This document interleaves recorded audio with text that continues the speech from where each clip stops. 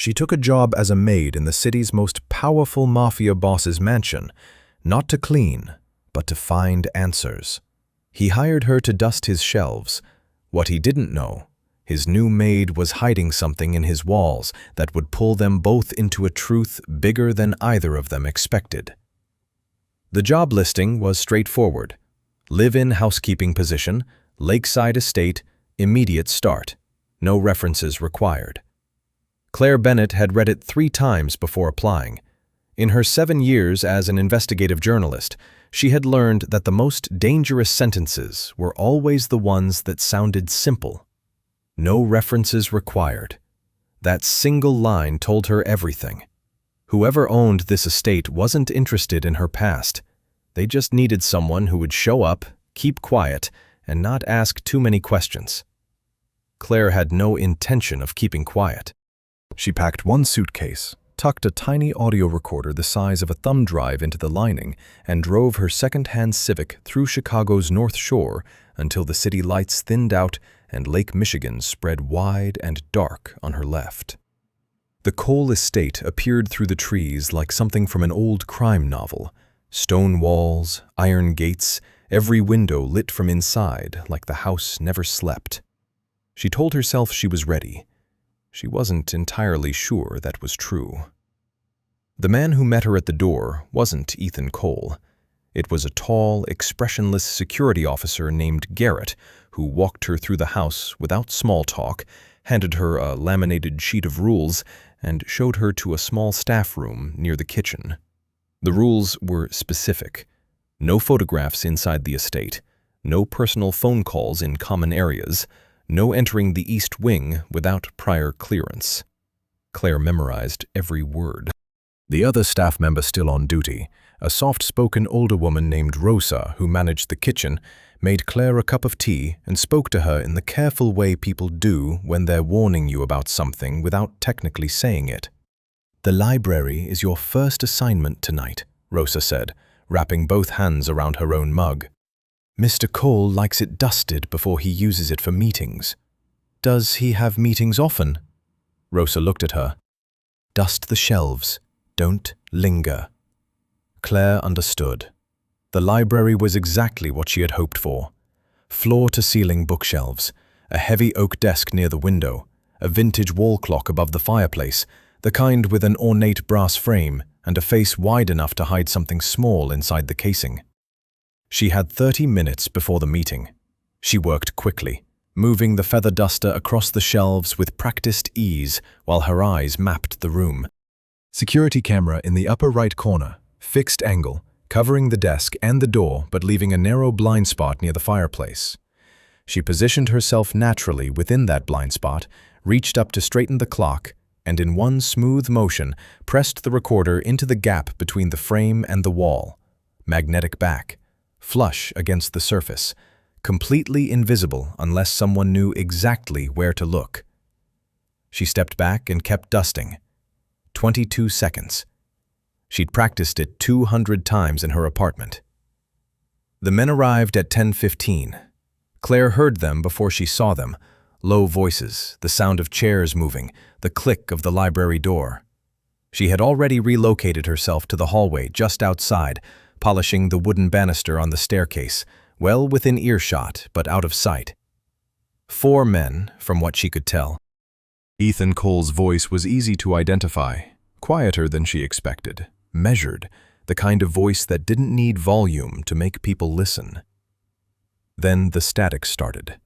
It was faint at first, a low interference hum that broke through the silence every few seconds, like a radio caught between stations. She heard one of the men mention it, then another. Then Ethan's voice, calm but precise, said 2 words that made her stomach drop. "Check everything."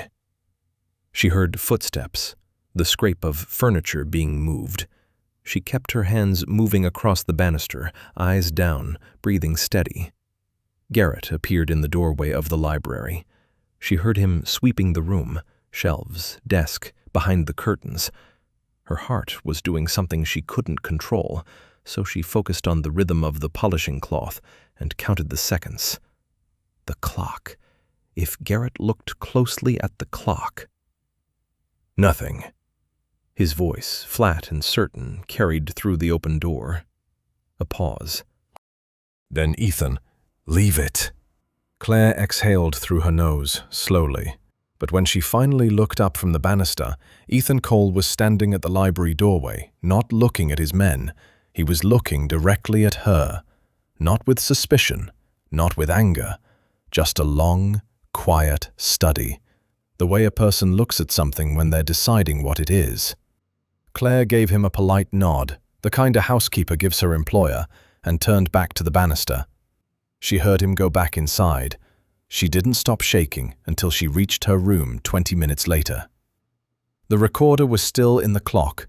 The meeting had lasted another hour, and somewhere in that recording, Claire was certain, was the first thread of a truth that had been buried for 6 years. She just had to survive long enough to pull it. 2 days passed quietly. Claire learned the rhythms of the Cole estate the way you learn a language, not from a textbook, but by watching, by listening. By noticing what people avoided saying almost as much as what they said. Garrett did a full sweep of every room before Ethan arrived home each evening. Rosa cooked for 7 people, even though only 3 were ever at the table. The east wing door was always locked, always, but the security camera covering its hallway had a 6-second rotation gap every time it completed a full pan. She noted all of it, said nothing. Ethan Cole himself was harder to read than she'd expected. She had built a version of him in her mind over the past year, constructed from court records, FBI archive files, and the handful of blurry photographs taken at federal hearings where he'd appeared briefly before his lawyers made everything disappear.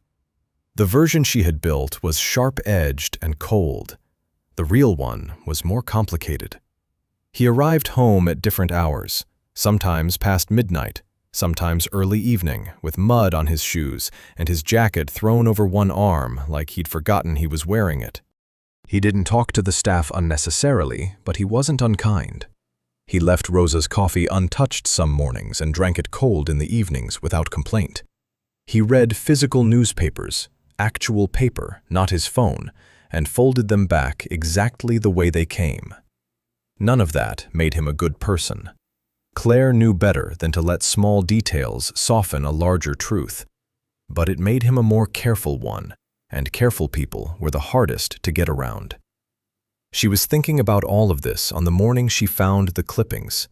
His private office was on the 2nd floor, east side of the house, technically outside her assigned area, but Rosa had asked her to collect a set of account ledgers from the desk that Ethan had requested brought to the kitchen.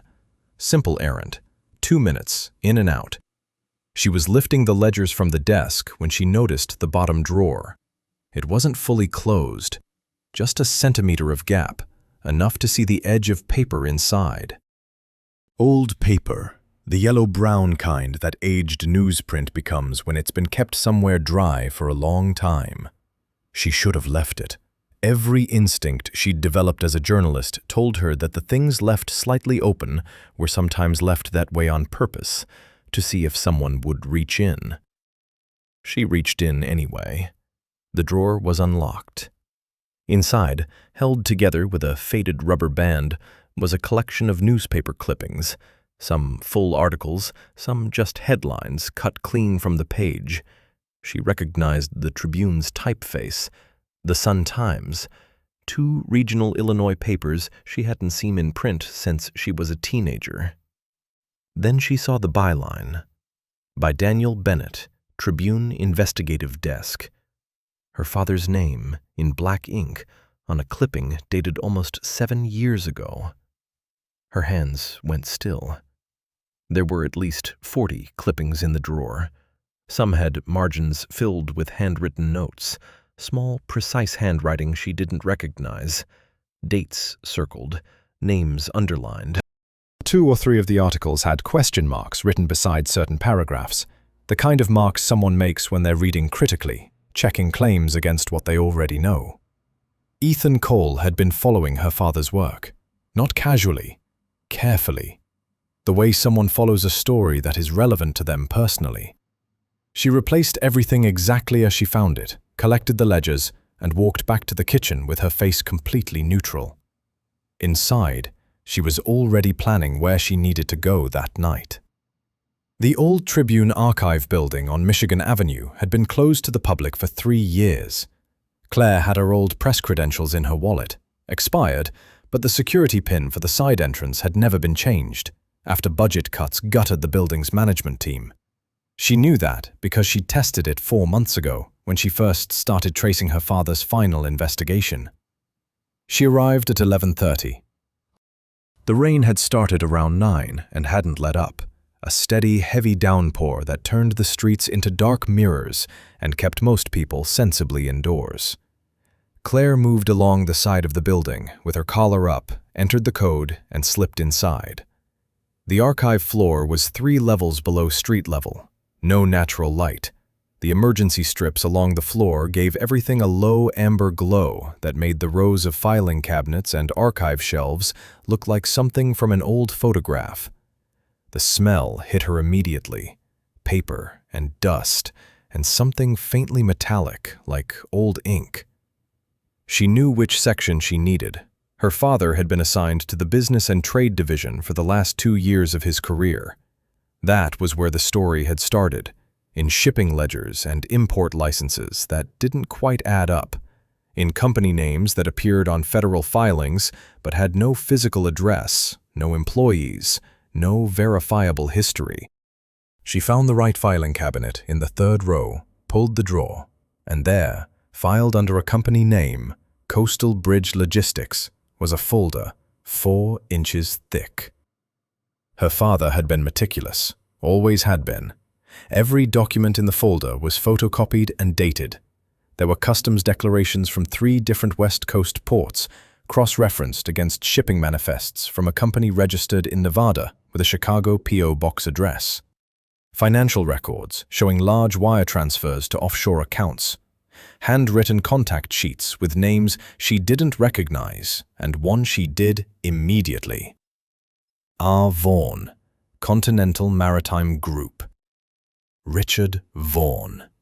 She had seen that name in Ethan's drawers, twice, underlined. She was photographing the pages on her phone when she heard it. Footsteps, not from the stairwell she had come down, from the far end of the archive floor. Slow, deliberate steps. Someone who knew the building well enough to move through it in near darkness without using a flashlight. Claire switched off her phone screen and pressed herself between 2 tall filing cabinets, the folder clutched to her chest. The footsteps stopped. 30 seconds of complete silence, which was somehow worse than the sound itself. In the amber half-light, she could see the end of the row. Nothing moved. Then a shadow passed slowly across the gap between 2 shelves, tall, unhurried. Someone was walking the rows, checking each one. She had 2 choices and about 40 seconds to make one. She moved. Keeping low, she slid the folder back into the cabinet with her foot and pushed the drawer shut as softly as she could. Then, she worked her way toward the back wall, where the building's old maintenance route connected to a service corridor that opened onto the alley behind the building. The steps got closer. She hit the maintenance door at a jog, pressed through it, took the short concrete corridor at a run, and pushed out through the exit into the alley, straight into the pouring rain.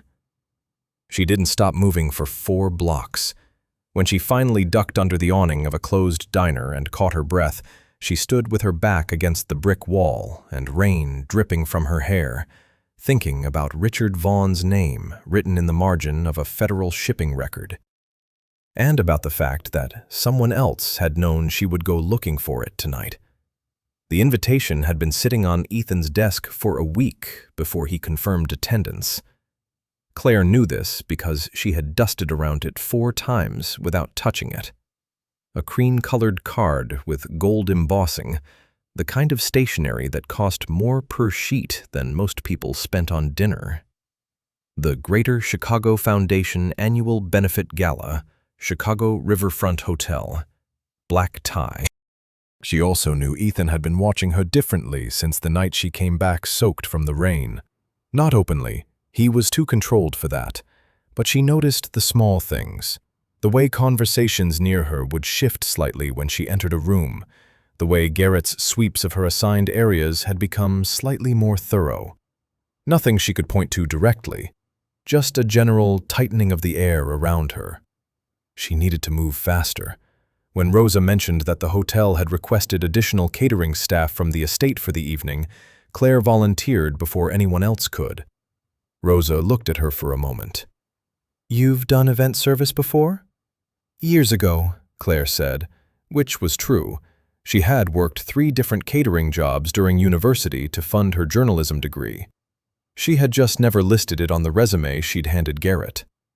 Rosa nodded and added her name to the list. The Riverfront Hotel ballroom was the kind of room designed to make people feel powerful just by standing inside it. 40-foot ceilings, chandeliers that caught light from every angle, floor-to-ceiling windows overlooking the dark water of the Chicago River, strung with lights along both banks. Claire moved through the service corridor in a white catering uniform with a tray of champagne flutes and reminded herself that the best way to be invisible in a room full of important people was to keep moving and make eye contact with no one. The guest list read like a financial newspaper come to life.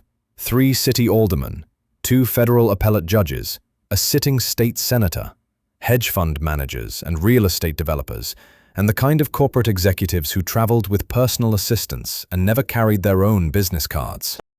And in the far corner of the room, near the windows, standing with a glass of mineral water and the relaxed posture of a man who had been to 100 of these events and found them mildly tedious, Richard Vaughn. She recognized him from the federal hearing photographs she had found in her father's files. 60, silver-haired, broad through the shoulders. He had the comfortable look of someone who had never once in his adult life worried about money. He was laughing at something a shorter man beside him had said, the laugh easy and automatic, the kind that didn't reach the eyes. Claire angled herself toward a nearby service station and began restocking a tray.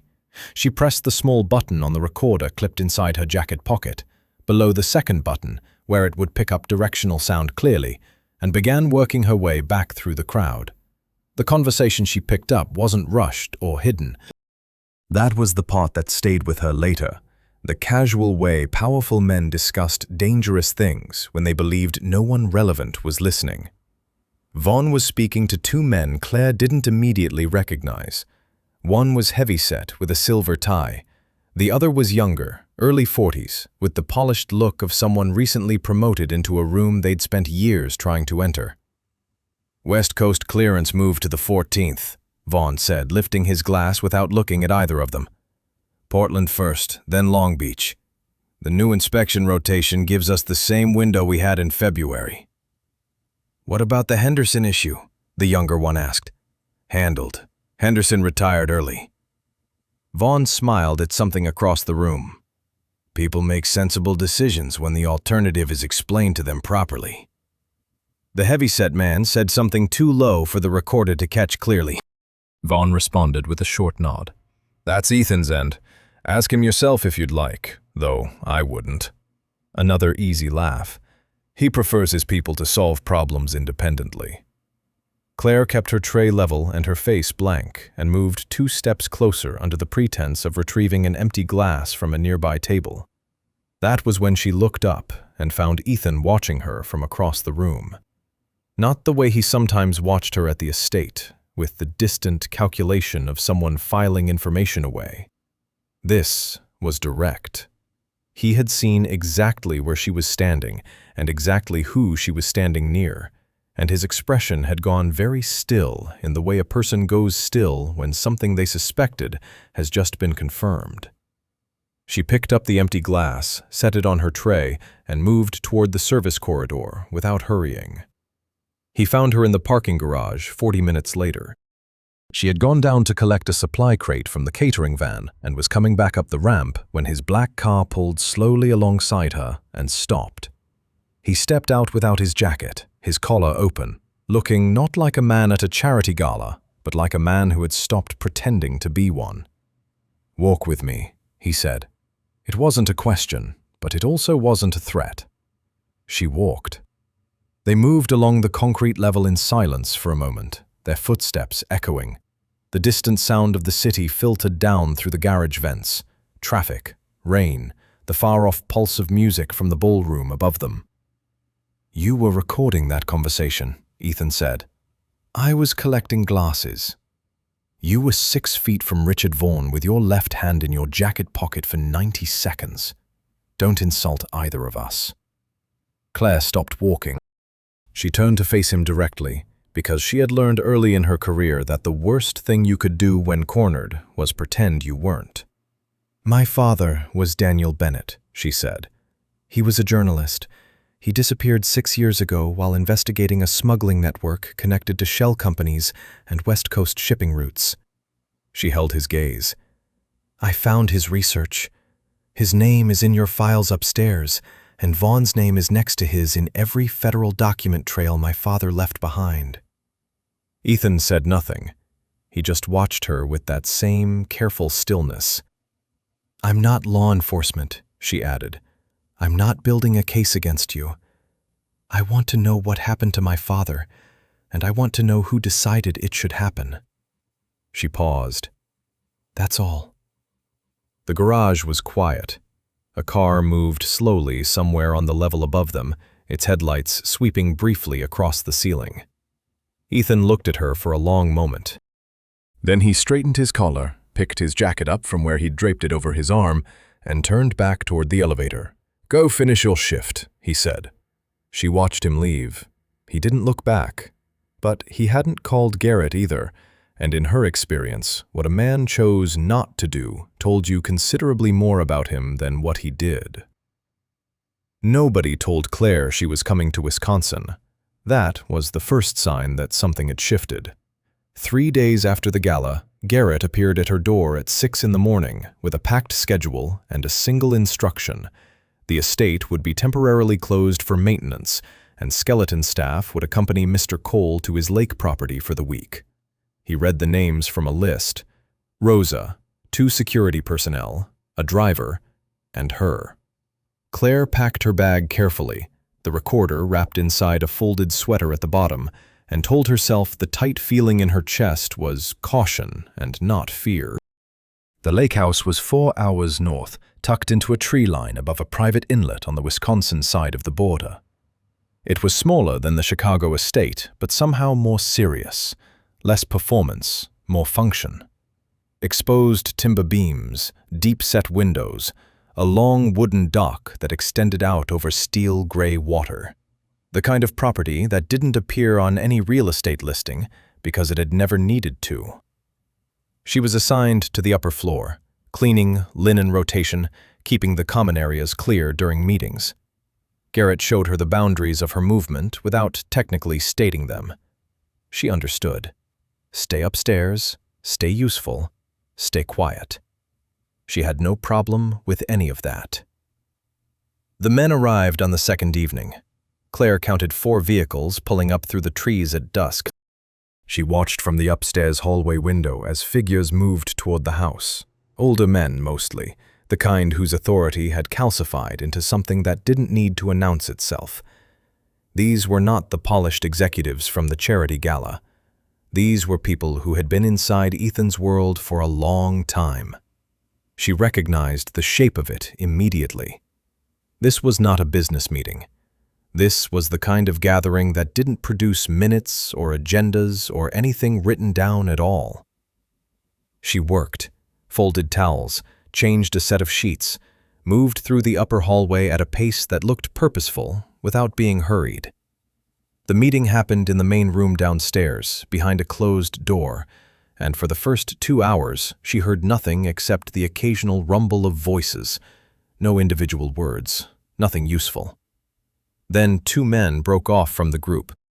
She heard them before she saw them, footsteps on the staircase, the easy, unhurried movement of people who believed they were completely alone. She slipped through the nearest door, a storage room at the end of the hallway, shelves of folded linens and cleaning supplies, and left it open a half inch, They stopped in the hallway outside, close enough that she could hear without straining. "The problem isn't the files," one of them said.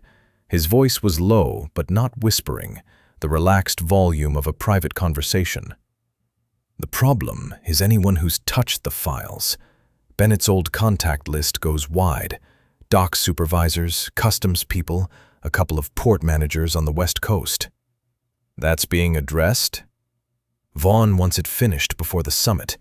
Anyone with direct connection to the original investigation. Clean break." A pause. The second man shifted his weight, and the floorboard registered it. "And the daughter?" A short silence.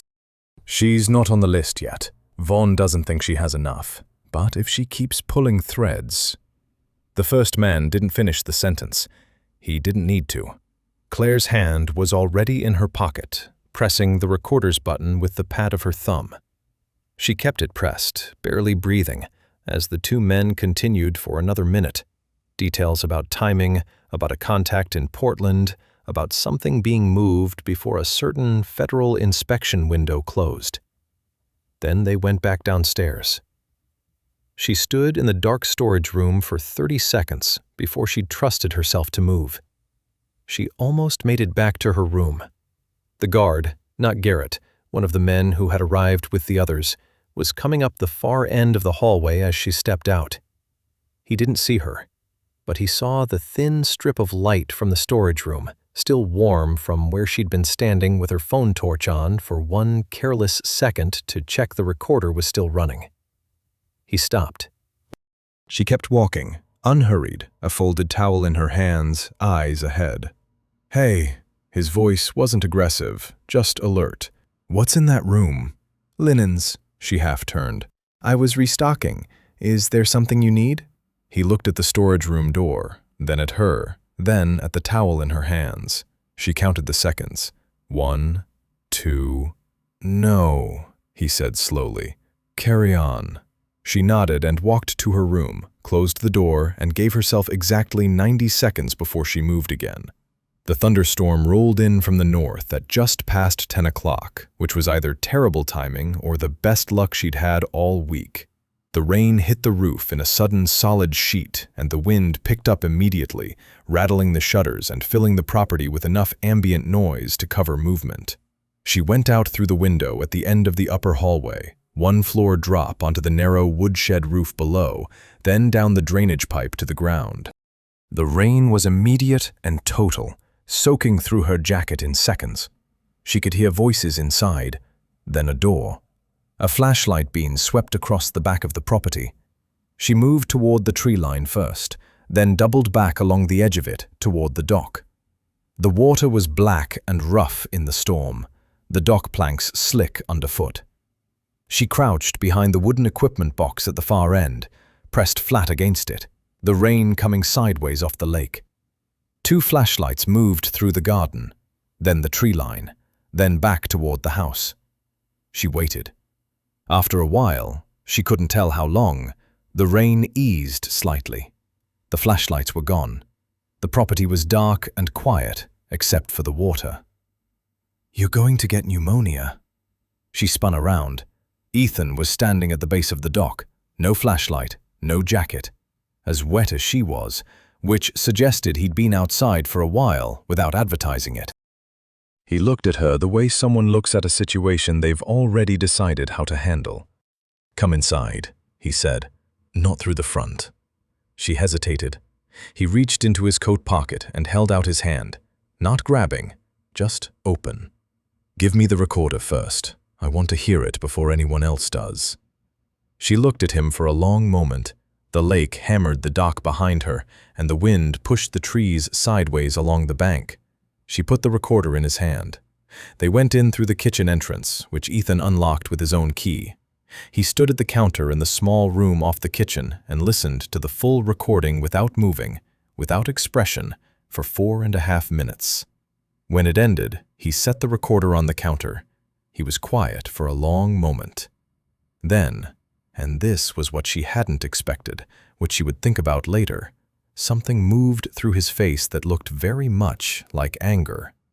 Not the cold, controlled kind she'd seen at the gala. Something older than that. Something that had clearly been waiting for a reason to surface. "Who else knows you have this?" he asked. "No one." He nodded once, slowly. "Good," he said. "Keep it that way." Ethan didn't explain the plan. He just started making moves. The morning after the lake house, Claire woke to find a folded note slipped under her door. 2 words and an address. Cleveland, Thursday. No signature, no further instruction, as if the decision had already been made, and her input was a courtesy neither of them had time for. She almost appreciated that. They drove separately from Chicago, Ethan in one vehicle, Claire in a rental she paid for in cash from a gas station on the Illinois border. He had insisted on that. No card trails, no names attached to movement. She had done enough field reporting to understand the discipline behind it, and enough of her father's investigation to understand why it mattered here specifically. The drive was 4 hours. She spent most of it thinking. What Ethan had heard on that recording had changed something in him. She was certain of that. Not his manner, which remained as measured and unreadable as ever, but his direction. Before the lake house, he had been watching her the way someone watches a problem they haven't yet decided how to resolve. After it, he had started moving like a man with a different set of priorities. Someone had been running operations inside his own network without his full knowledge, and that particular revelation had clearly landed somewhere deep and significant. She understood the feeling. The truth had a way of reordering everything around it once it finally surfaced. They met at a diner 2 miles from the freight yard at 7:30 in the evening. Ethan was already in a corner booth with coffee going cold in front of him and a paper map, actual paper, spread across the table with 3 points marked in pencil. He tapped the center mark. Freight office, abandoned since the rail company consolidated operations north. Vaughn's company used it as a secondary distribution point for about 18 months, according to the shipping records I had pulled this week. You had records pulled? Through who? Someone I trust more than I trust most people. He folded the map. The facility still has its original filing infrastructure inside, paper records, because the company that used it never digitized their secondary locations. If your father's documentation trail is accurate, the physical ledgers are still in the back office. Claire looked at him across the table. You've been doing your own digging. I told you someone had been running operations inside my organization without my full awareness. His voice was even. I don't leave that kind of thing sitting. She had more questions, a full list of them actually. Organized by priority, but the way he picked up his coffee suggested the briefing was finished. They left at 8. The freight yard was everything an abandoned industrial site in a Rust Belt city managed to be at night. Wide and dark and indifferent. All cracked concrete and rust-streaked metal, and weeds coming up through the gaps in everything. The main gate had a chain through the handles that was old enough to cut without effort.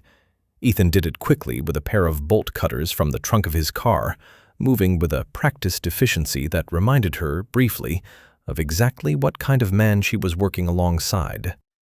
She filed that thought away for later. The freight office was a low, concrete building at the north end of the yard, its windows boarded and its door padlocked from outside.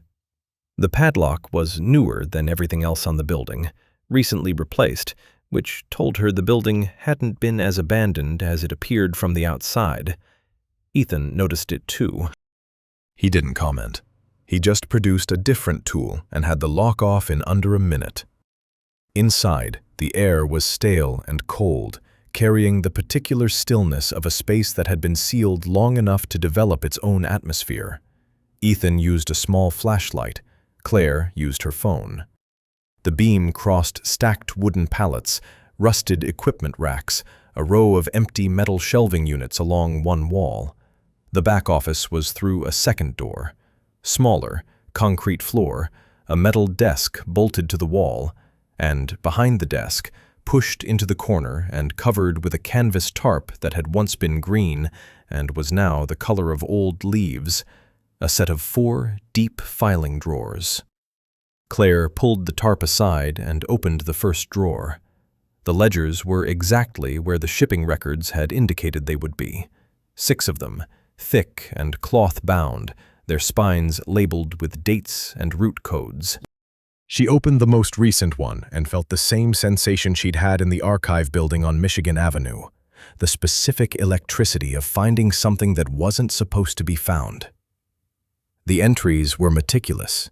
Cargo codes matched against port arrival timestamps, customs declaration numbers, and a parallel column of figures that didn't correspond to any declared cargo value.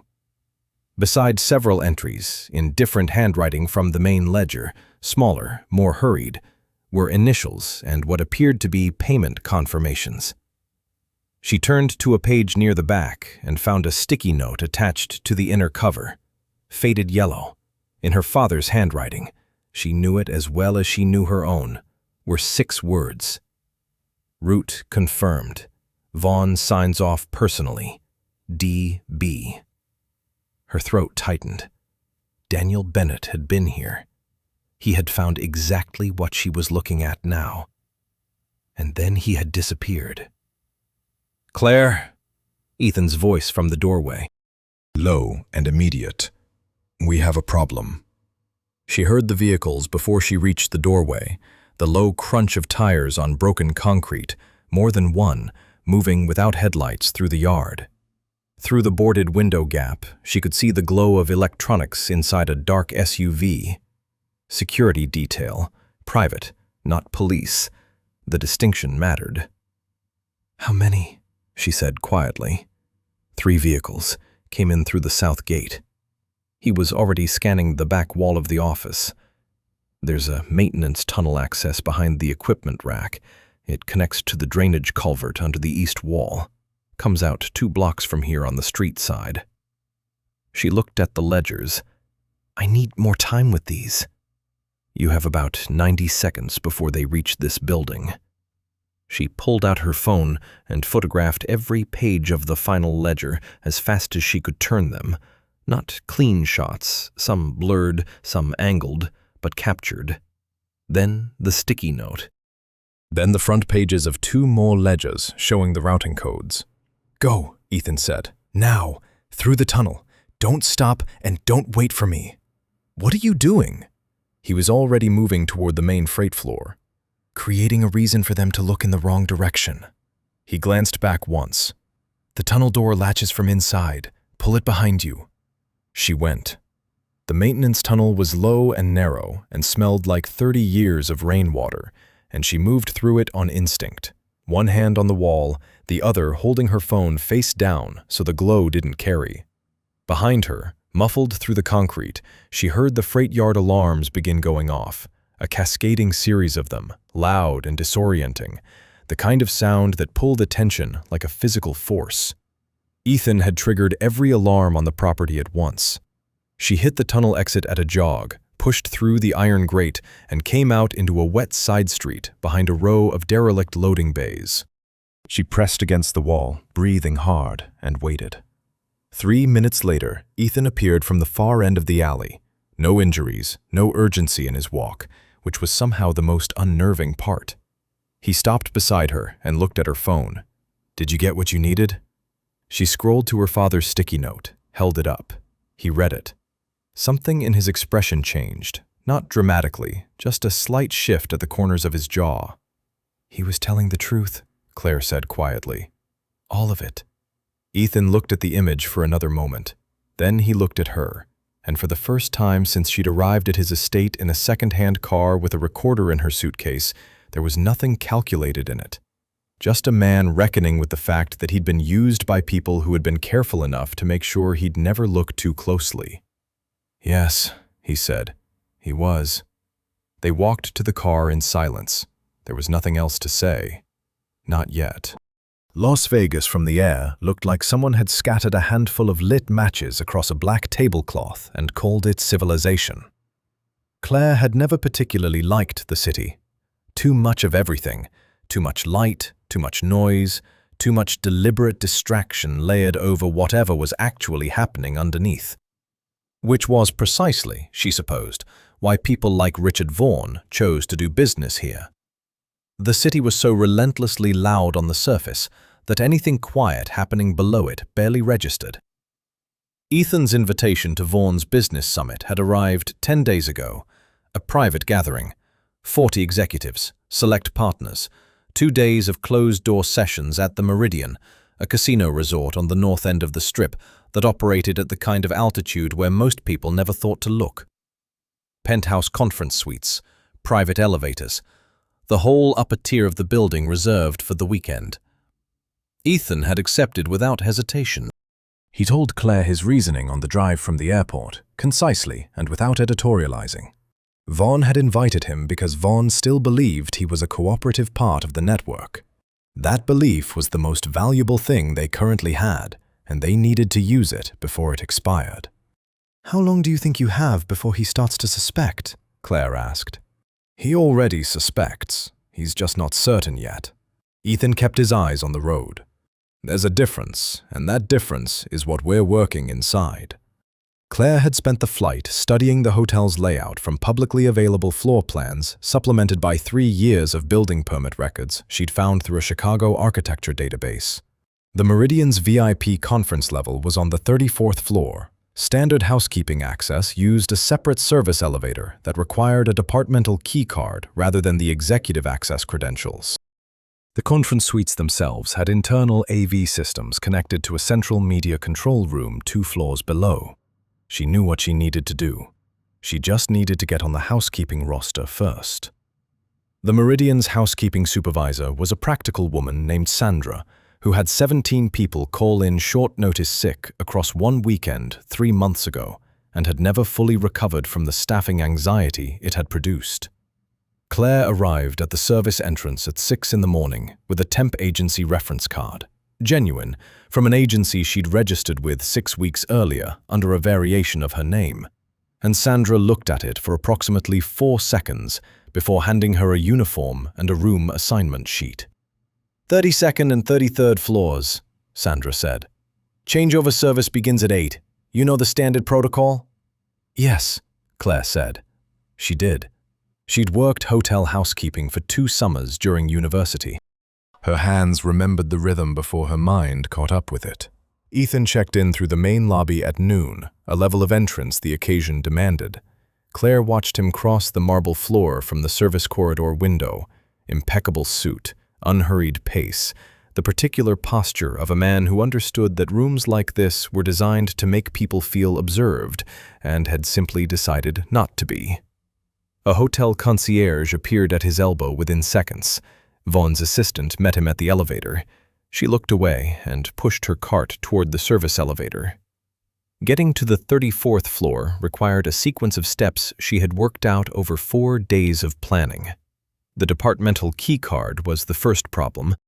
It belonged to a housekeeping supervisor named Paul, who kept it on a retractable clip on his belt, and had a habit, she'd noticed within the first hour of working alongside him, of setting it on the counter whenever he used the staff bathroom on the 31st floor. She borrowed it for 6 minutes. Long enough to access the 34th floor service corridor, locate the VIP suite scheduled for the afternoon session, and install 2 recording devices, one inside the room's telephone base unit, one behind the ventilation cover above the main conference table.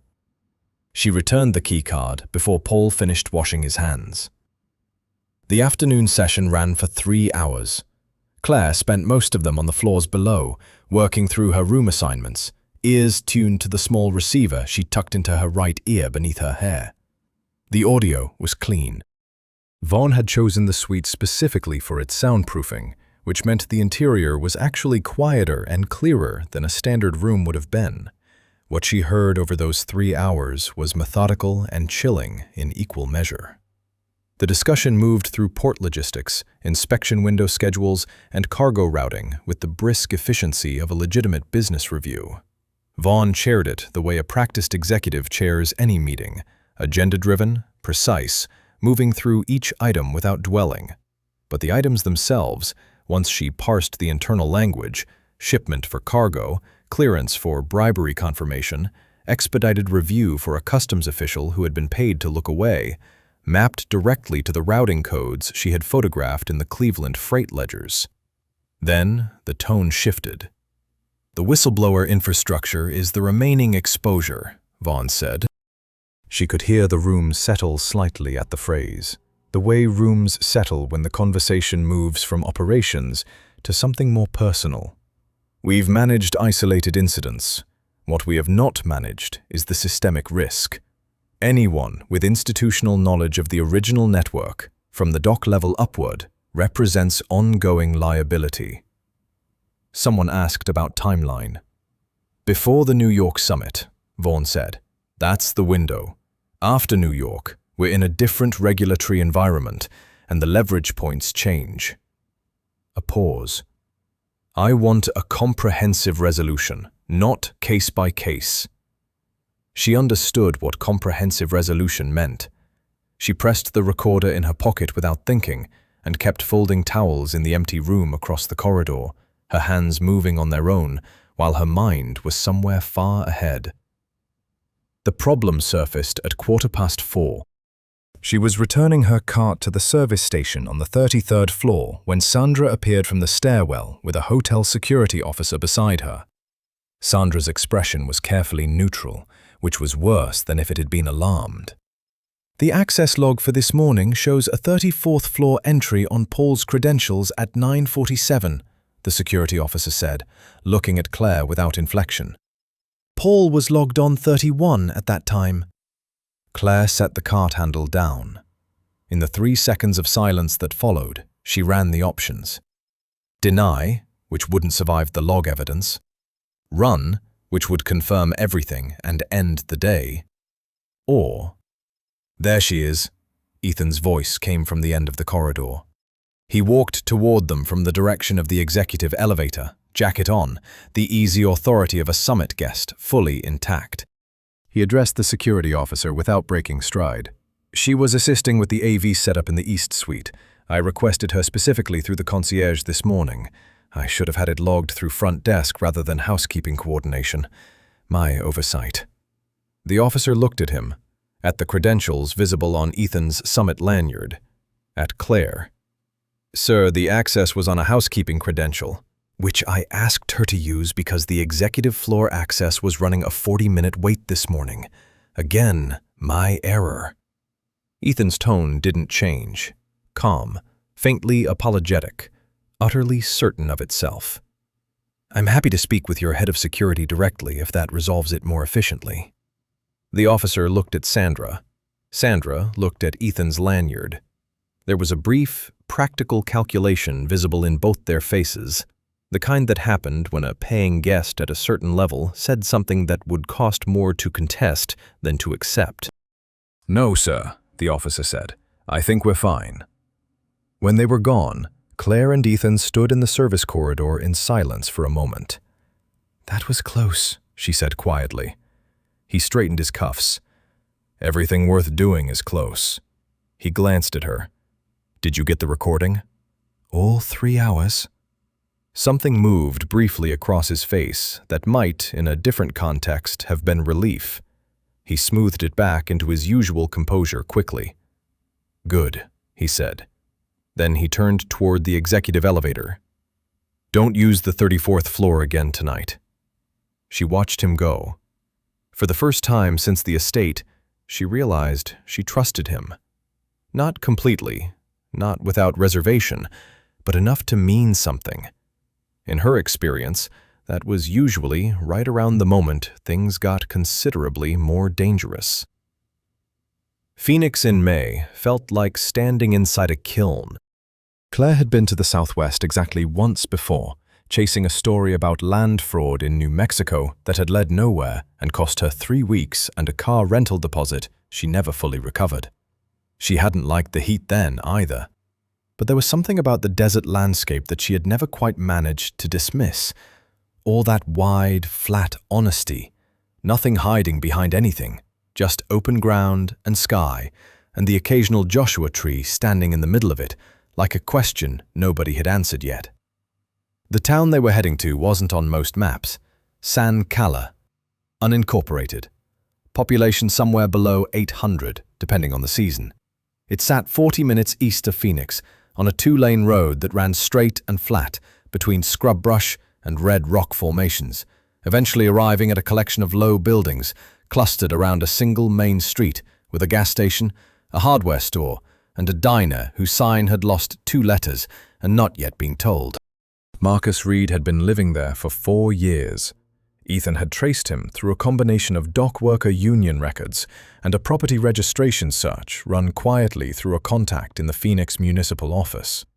The name had come up 3 times in her father's contact sheets, always written in the margin rather than the main body of the notes, the way her father had marked sources he trusted enough to protect by keeping them peripheral. Marcus Reed, dock supervisor, Port of Long Beach, retired early on medical grounds. No social media presence, no listed phone number, a post office box in San Cala, and a property on the eastern edge of town registered under a family trust. He had been hiding for 4 years and had apparently gotten quite good at it. The property was a low adobe house set back from the road behind a stand of mesquite trees. There was a truck in the driveway, old, dusty, clearly functional, and a dog asleep on the porch steps who opened one eye as they pulled up and decided they weren't interesting enough to address further. Claire knocked. Ethan stayed 1 step back, which she appreciated. This needed to begin as something personal. The man who opened the door was in his late 60s, lean in the way people go lean when they've spent decades doing physical work outdoors. He had gray, close-cropped hair and the careful eyes of someone who had taught themselves to assess a situation in the first 3 seconds of encountering it. He looked at Claire, then at Ethan, then at Claire again. Something shifted in his expression. Not recognition exactly, more like the arrival of something he had been expecting for a long time and had almost convinced himself wasn't coming. "You look like him," he said. His voice was rough and quiet, around the eyes. Claire hadn't prepared for that. She kept her face still and nodded. "I am Daniel's daughter." Marcus Reed stepped back from the door and let them in. The inside of the house was clean and sparse, books on improvised shelving, a radio on the kitchen counter, maps on one wall, not decorative, functional, marked with routes and locations in pencil. He lived like a man who had stayed ready to leave on short notice for 4 years and had simply stopped noticing it. He made coffee without asking if they wanted any, and set the cups on the table and sat down with his hands folded around his own mug in a way that suggested he'd spent a lot of time at this table working through things he couldn't say out loud to anyone. "How did you find me?" he asked. "My father's notes," Claire said, "and some help." Marcus glanced at Ethan. The look lasted a few seconds longer than necessary. Whatever he concluded from it, he kept to himself. "I'll tell you what I know," he said. "I've been waiting long enough." He had met Daniel Bennett at the Port of Long Beach 7 years ago, a journalist asking quiet questions about cargo irregularities, specifically about shipping containers that arrived on the manifest but didn't appear in the secondary inspection logs. Standard discrepancy at most ports, except these ones followed a pattern. Same time windows, same routing codes, same 3 customs officers rotating through each inspection. "I knew what I was looking at," Marcus said. "I'd been watching it for about a year by then. But there's a gap between watching something and knowing what to do about it. Your father closed that gap." He paused. "He didn't just want the story. He wanted the right story. He kept saying, the visible thing and the actual thing are never the same, and if you report the visible thing, you just give the people behind it time to restructure." He looked at his coffee. He was right about that. Daniel had spent 18 months building the case. What he found went considerably further than irregular port inspections. A logistics network, sophisticated, multi-state, disguised within a cluster of legitimate shipping companies. The companies themselves were real, registered, taxed, and largely functional. They just happened to also be moving cargo that never appeared on any official record. using route windows purchased through bribes at 3 different ports and protected by a legal architecture so layered that any single investigation would find itself in a dead end before it got close to the center. The center was Vaughn. He wasn't using criminal organizations because he needed them, Marcus said. He was using them because they were useful and expendable. If anything unraveled at the operational level, the exposure landed on groups that already operated outside the law. Clean insulation. He set down his mug. Your father figured that out early. He was careful never to frame it as a story about organized crime, because that wasn't what it was. It was a story about a legitimate businessman who had industrialized corruption to a scale that made him functionally untouchable. He looked at Ethan directly for the first time. Your people moved cargo for Vaughn for years. You didn't know what it was. That was the design. Ethan's organization took the operational risk. Vaughn took the profit. If it collapsed, the collapse stopped at your door and never reached his. Ethan was very still. Claire had noticed he went stillest when something confirmed what he had already begun to suspect. It wasn't surprise. It was the particular quiet of a man confronting the full shape of something he'd only seen in pieces. "Why did my father disappear?" Claire asked. Marcus looked at her steadily. "Because he got close enough that Vaughn knew. And because one of the names on your father's source list talked." He folded his hands on the table. Daniel didn't disappear because of anything he did wrong. He disappeared because he was about to do something right. The room was quiet for a moment. Then Marcus stood, went to the back of the house, and returned with a small metal box. Inside was a key, a standard storage facility key, the kind with a rubber identification tag. He set it on the table in front of Claire. "He gave it to me 2 weeks before he went missing," Marcus said. "Told me to hold it until someone came who was worth giving it to." He looked at her. "I'd say you qualify." They were back at the car 10 minutes later when Claire noticed the SUVs. 2 of them parked at opposite ends of the main road through town. Dark, late model, engines off but clearly occupied. Not police. Wrong posture, wrong plates, wrong everything about the careful way they weren't moving. She said nothing, just touched Ethan's arm once as they reached the car. He had already seen them. He put the car in reverse without starting the headlights, backed slowly onto the dirt track that ran along the eastern side of Marcus's property, and drove for the first quarter mile by the ambient light of the desert sky alone. The track connected eventually to a secondary road that wound back toward the Phoenix Highway through the scrub. No streetlights, no other vehicles, just the flat, dark landscape on all sides and the distant glow of the city sitting low on the horizon like an ember. "They were watching the house," Claire said. "They were watching for anyone coming to the house." Ethan kept his eyes on the road. "Which means they already knew about Marcus." She thought about that. Then she thought about the storage key in her pocket and what her father had trusted Marcus to hold for 7 years. "Ethan," she turned to look at him, "whatever is in that storage unit, Vaughn has been trying to find it for 7 years. He didn't answer immediately. The desert road stretched ahead, straight and empty. "Then we find it first," he said, "and we make sure it's the last thing he doesn't see coming." Denver greeted them with low clouds and the smell of rain that hadn't fallen yet. They drove straight from Phoenix through the night, stopping once for fuel and coffee at a truck stop outside Albuquerque, where nobody looked at anyone and the fluorescent lights buzzed with the particular indifference of places that exist purely for passing through. Claire slept for 2 hours somewhere in New Mexico with her head against the window and the storage key pressed in her closed fist. Ethan drove the entire stretch without complaint, without music, without conversation. Just the dark highway and the occasional sweep of oncoming lights.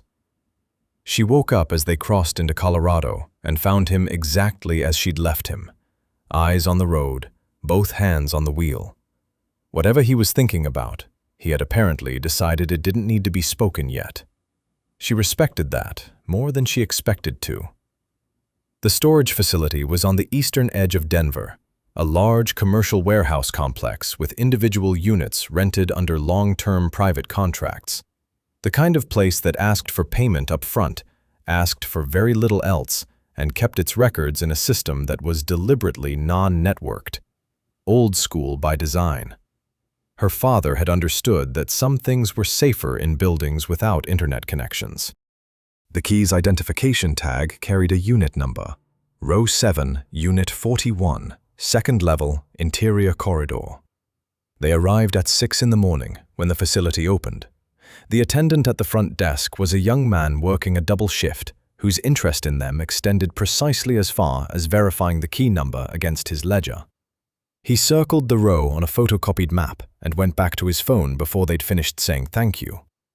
The corridor on the second level was long and quiet, lit by overhead strips that flickered slightly at the far end. Unit 41 was halfway along, a standard metal roll door with a padlock that matched the key perfectly. Claire opened it herself. She stood in the doorway for a moment before going in. Her father had been meticulous about his investigation files in the archive building. He had been equally meticulous here, but with a different quality. Not the orderly precision of a working journalist, but the careful intentionality of a man who knew he was building something that needed to survive without him. The unit contained 4 plastic archive boxes, sealed and labeled in his handwriting. A portable recording device, older model, the kind journalists used before everything went digital, with a set of microcassettes in a labeled Ziploc bag beside it. A manila envelope, thick, sealed with tape, with 2 words written on the front in her father's hand. For Claire. She didn't open that one first. She couldn't. Not yet. Ethan was already lifting the lid of the first archive box. She joined him, and they worked through the contents in silence, spreading documents across the concrete floor of the unit in the order they found them. What Daniel Bennett had assembled over 18 months of investigation was not just evidence.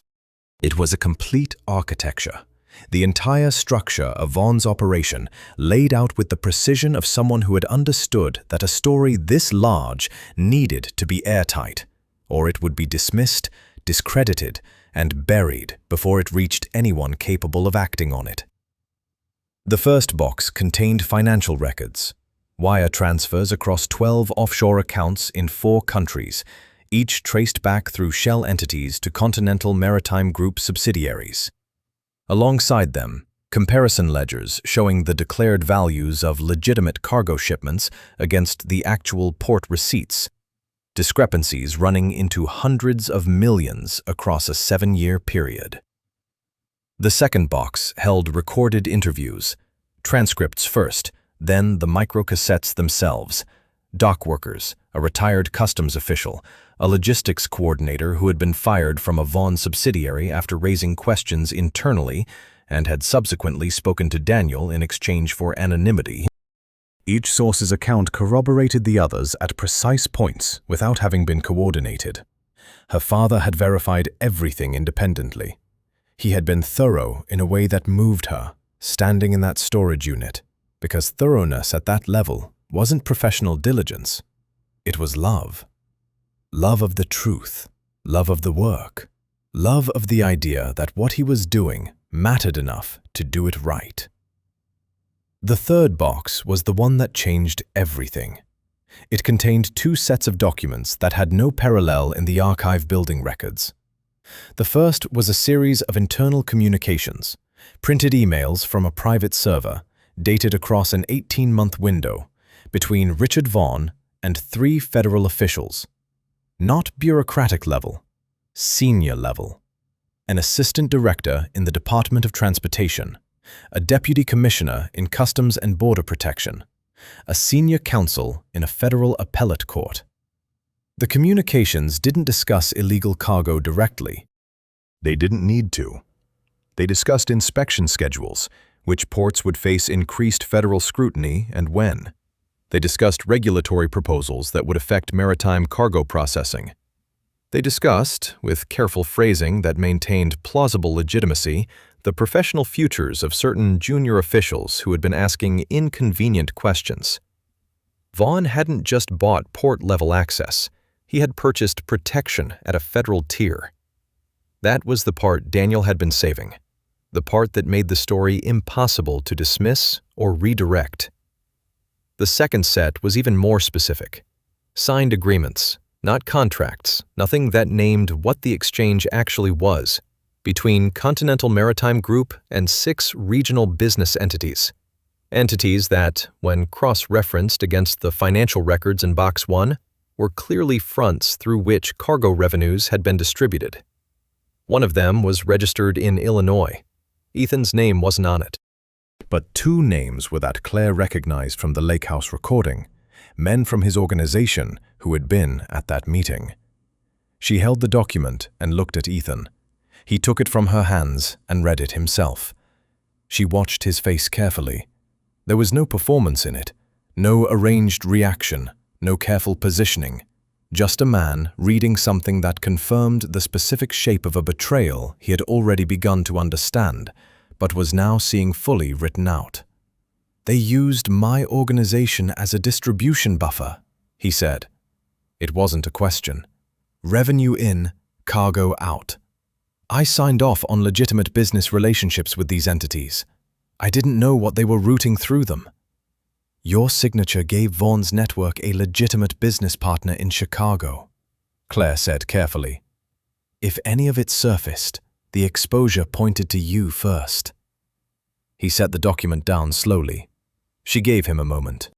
This was the part that required space, the specific reckoning of discovering not just that you had been deceived, but the precise mechanism of it. "Ethan?" She waited until he looked at her. "My father never intended to expose your organization. That's what Marcus told us, and this confirms it." She gestured at the documents spread across the floor. "Every thread in here leads to Vaughn. Your name doesn't appear in anything he built. Because you weren't the story. You were the cover." He was quiet for a long time. Then he opened the 4th archive box. Inside, on top of a final set of documents, was a sealed envelope, smaller than the one addressed to Claire, with no name on it, just a date, written 7 years ago, 3 weeks before Daniel Bennett disappeared. Ethan didn't open it. He held it out to Claire. She took it, set it beside the one addressed to her. 2 letters from a man who had known he was running out of time and had spent it making sure the truth had somewhere safe to land. She finally opened hers. It was 2 pages, her father's handwriting, unhurried and clear, as if he'd had all the time in the world when he wrote it, or had simply decided not to let urgency corrupt the words. He had written about the investigation, about what he'd found and why it mattered, about the people who deserved to have their story told accurately and the ones who deserved to be held responsible for hiding it. And then, at the bottom of the 2nd page, a single paragraph that had nothing to do with any of it. "If you're reading this, you were persistent enough to find it. That doesn't surprise me. You always followed things further than I told you to. I used to worry about that. Now I think it was the most important thing about you. Whatever happens from here, make sure the truth goes further than it was supposed to. That's all I ever asked of anything." Claire stood in the storage unit in Denver with the letter in her hands and let herself be still for a long moment. Behind her, Ethan quietly began boxing the documents back into their containers, giving her what space the moment required without being asked to. When she turned around, everything was packed. "New York," she said. He nodded. New York. New York in the last week of October felt like a city bracing for something. The wind came off the Hudson cold and purposeful, pushing through the midtown streets with the kind of insistence that made people walk faster and look straight ahead. Claire had always liked New York for exactly that reason. Nobody here had any patience for things that weren't moving forward. It suited the week they were about to have. The Harrington Center on 6th Avenue was one of those buildings designed to communicate power through sheer material weight. 40 floors of dark glass and steel that caught the sky and kept it. Richard Vaughan's corporate leadership summit had been held there for 6 consecutive years. It occupied the top 4 floors of the building for 3 days, drawing the kind of attendees whose names appeared on board listings and federal donor disclosures, and the occasional Senate confirmation hearing. This year, approximately 600 people were expected. Claire had spent the flight from Denver reading her father's documents a second time, more slowly. Ethan had spent it on the phone, measured, quiet conversations in the window seat that she didn't ask about, and he didn't explain. By the time they landed, something between them had settled into a shape that didn't need to be named. 2 people moving toward the same point from slightly different angles, trusting the geometry to hold. They had 3 days before the summit's closing session, the one Vaughan always used for the headline address, broadcast to a curated media list and live-streamed to investor networks across 12 time zones. It was the moment he used, year after year, to consolidate the narrative of himself as a legitimate titan of industry. Claire had watched 3 previous years of recordings. It was going to make a remarkable backdrop. She spent the first day establishing herself at the hotel connected to the Harrington Center, where most of the summit's support staff were coordinated. She had arranged legitimate press credentials through a small independent media outlet that had been happy to issue them in exchange for first publishing rights on whatever story she produced. The credentials gave her access to the media management floor, 1 level below the main conference suite, and to the building's central AV coordination room, which handled all presentation feeds for the summit's broadcast infrastructure. Ethan spent the same day at the summit itself, moving through the pre-event reception with the ease of a man who belonged there. Vaughan greeted him personally. She had expected that. Vaughan still needed Ethan in the room, still needed the performance of a functional alliance visible to the other attendees. What she hadn't expected, when Ethan described it to her that evening, was the specific thing Vaughan had said when they were briefly alone. "He told me the Denver situation was being resolved," Ethan said. They were in the hotel corridor outside her room, speaking quietly. "He didn't say what the situation was. He just watched my face while he said it. Testing you. Checking whether I already knew." He leaned against the wall. I looked confused. He seemed satisfied. "How long do we have before that stops working?" "1 more day, maybe less." He said it without alarm, just fact. "Whatever we're doing, we do it tomorrow." The closing session began at 2 in the afternoon. By 1:30, Claire was in the AV coordination room. She had accessed it through the media floor using her press credentials and a conversation with an overwhelmed junior technician named Brett, who had more responsibilities than he had hours in the day and was genuinely relieved when she offered to help manage the presentation file queue for the afternoon session. Brett showed her the system in 4 minutes. It was a standard broadcast setup, presentation feeds from the main stage routed through a central server, output to screens throughout the conference floors and to the external live stream encoder simultaneously. Every screen in the building ran from this room. The live stream reached, according to the distribution list Brett showed her, 1,400 media and investor endpoints. She kept her expression helpful and professional, asked 2 clarifying questions about upload protocols, and noted where the file server was. She had everything she needed. Downstairs, in the main conference hall, 600 people took their seats. Ethan was in the 4th row, close enough to the stage to be visible, which was exactly where Vaughan would expect him. He had positioned himself beside 2 attendees who would complicate any attempt to remove him quietly, a former appellate judge and a senator from Illinois who had been photographed with Ethan at 3 previous public events. His presence was, by design, woven into the fabric of the afternoon. Vaughan took the stage at 2:15. He was good at it. She had to concede that. The ease of a man who genuinely believed the version of himself he was presenting. The narrative he built in the first 10 minutes was confident and fluid. Global trade, economic infrastructure, the responsibility of private enterprise to lead where governments moved slowly. At 2:23, her phone buzzed once. Ethan's message. 2 words. He's settled. She turned to the file server, opened the upload interface, and began transferring Daniel Bennett's evidence archive, the financial records, the federal communications, the recorded interviews, the signed agreements, directly into the presentation queue. The files were large. The upload took 4 minutes and 11 seconds. Brett was on the phone at the far end of the room, and she watched the progress bar with the particular stillness of someone who has run out of alternatives and arrived at the only available option. 100%. She opened the broadcast routing panel and rerouted the presentation feed. Then she pressed play. The screens changed simultaneously.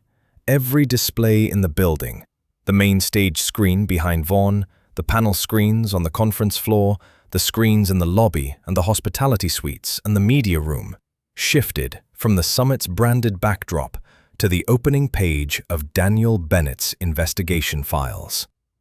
Vaughn stopped mid-sentence. The room took a moment to understand what it was seeing.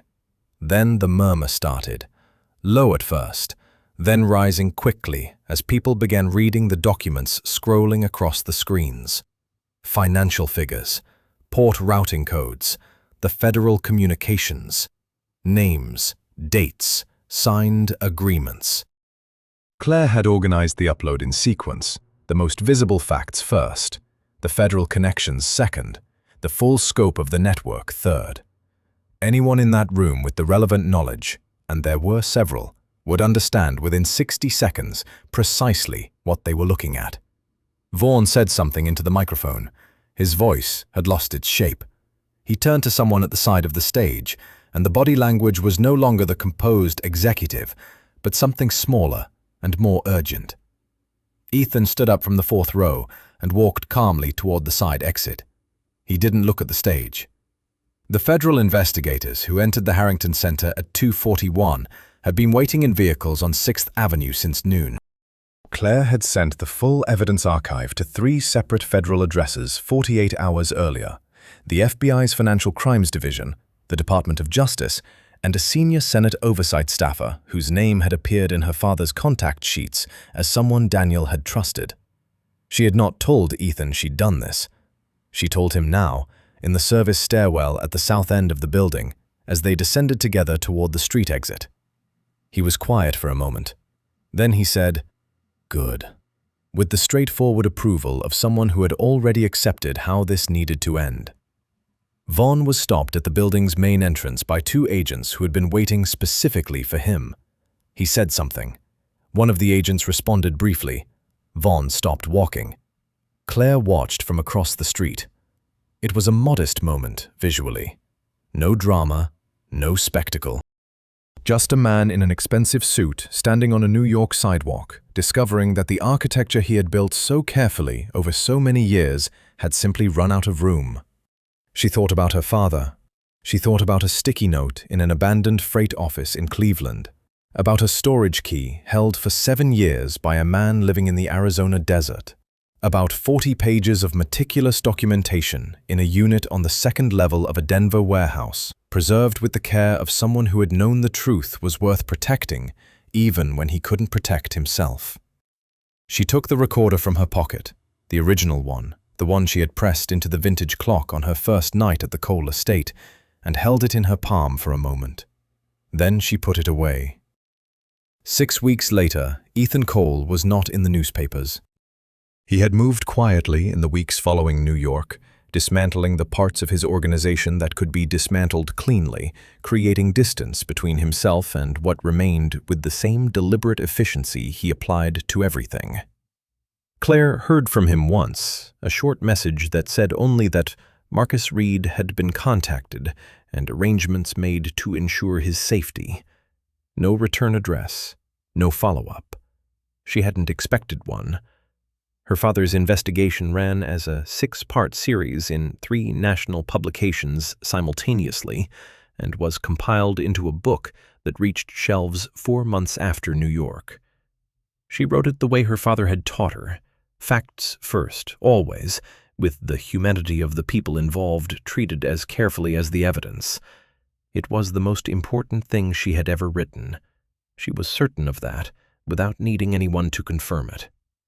On the morning the book published, she drove to the lake. Lake Michigan at sunrise was the color of brushed steel, the water moving in long, quiet rolls toward the shore. She sat on a bench above the waterline and put her earbuds in and pressed play on the last recording she had, a microcassette from the archive box, transferred to her phone, labeled in her father's handwriting, simply as Notes, October 12th. It was 11 minutes of him talking through the investigation, details, observations, the occasional long pause while he collected his thinking. His voice was exactly as she remembered it, measured, precise, occasionally warm in the way it went when he hit a thought he was genuinely excited about. At the 8-minute mark, he stopped talking about the case. "I've been thinking about what makes something worth the risk," he said, "and I keep coming back to the same answer. It's not the story. It's the people the story belongs to. The ones who were affected and never got to hear it told correctly. That's who you do it for." A pause. "That's always who you do it for." Claire sat by the water as the sun came fully over the horizon and the lake turned from steel to silver to the particular pale blue of a morning that had decided to be clear. She stayed there for a long time.